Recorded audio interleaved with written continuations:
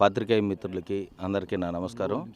ఈ రోజుకి నేను గత సంవత్సరంన్నర నుంచి చేస్తున్న పల్నాడు జిల్లా మాజీ డిఆర్డీఏ బి బాలునాయక్ గారిపై చేసిన అవినీతి ఆరోపణలపై, ప్రభుత్వ నిధుల దుర్వినియోగంపై, ఇంకా కింది స్థాయి ఉద్యోగుల హెరాస్మెంట్పై, ఎస్సీ ఎస్టీ కేసు పెడతాని బెదిరింపులపై ఇన్నాళ్ళకి కలెక్టర్ గారు స్పందించి అతన్ని ప్రభుత్వానికి సరెండర్ చేస్తూ మొన్న శుక్రవారం నిర్ణయం తీసుకున్నారు. మంచి పరిణామం. అయితే సరెండర్ చేయటమే కాదు, ఇంకా అతను చేసిన స్కాములు చాలా ఉన్నాయి. కోట్ల రూపాయల స్కాములు ఉన్నాయి.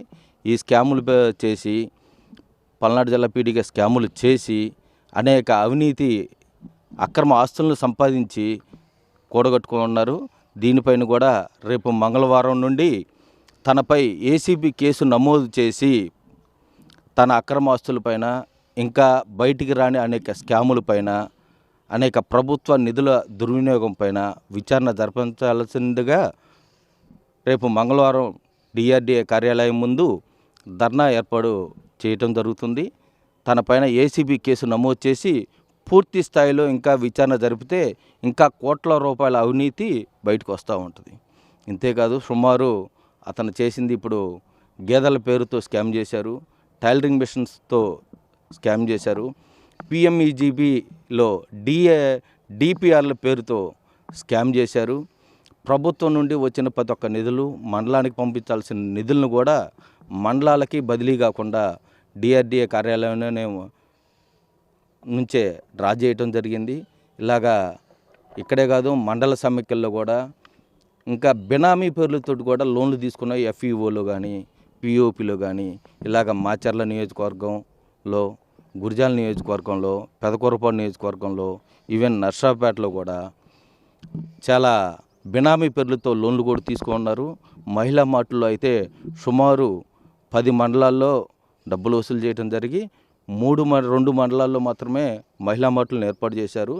ఆ మిగిలిన అమౌంట్ ఎక్కడ పోయినాయి, ఏంది, జనం దగ్గర నుంచి వసూలు చేసినవి కూడా మొత్తం పీడీడీఆర్డీఏ బాలునాయక్ గారి ఖాతాలో పడిపోయినాయి.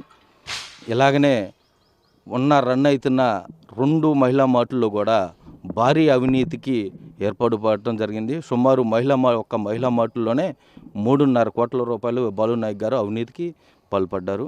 దీనిపైన ఏసీబీ విచారణ జరిపి పూర్తి స్థాయి నివేదికను తయారు చేసి అతనిపైన కేసు నమోదు చేయవలసి, కానీ రేపు మంగళవారం నుంచి కార్యక్రమాన్ని ఏర్పాటు చేసుకోవడం జరుగుతుంది. ఇంకా పూర్తి ఆధారాలతోటి ఇంకా చాలా వస్తాయి. ఇంకా బాలునాయక్ గారి బాధితులు చాలామంది వస్తారు. ఇంకా అందరికీ తెలియని విషయం ఏంటంటే, బాలునాయక్ గారు కొన్ని ఉద్యోగాలు ఇప్పిస్తానని కొంతమంది దగ్గర డబ్బులు వసూలు చేయడం కూడా జరిగింది. వాళ్ళ కొడుకు, కూతురు, అల్లుడు పేరుతోటి అకౌంట్లకు కూడా ట్రాన్స్ఫర్ చేసుకోవడం జరిగింది. దానికి సంబంధించిన ఆధారాలు కూడా నా దగ్గర ఉన్నాయి.